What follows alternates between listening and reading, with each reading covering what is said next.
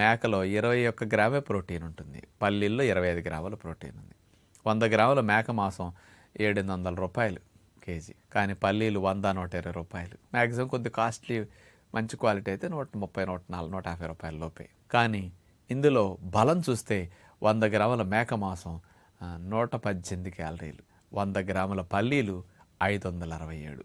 ఈ ఉడకపెట్టిన పల్లీలు తినటం వల్ల ఎవరికి ఏమిటి లాభం అంటే, కొంతమందికి పచ్చి పల్లీలు కానీ మార్కెట్లో పొలాలు పీకిన పచ్చికాయలు వస్తాయి, అవైతే ఫ్రెష్, అది చాలా మంచిది, అలా తినండి, వాటిని ఉడకపెట్టక్కర్లా.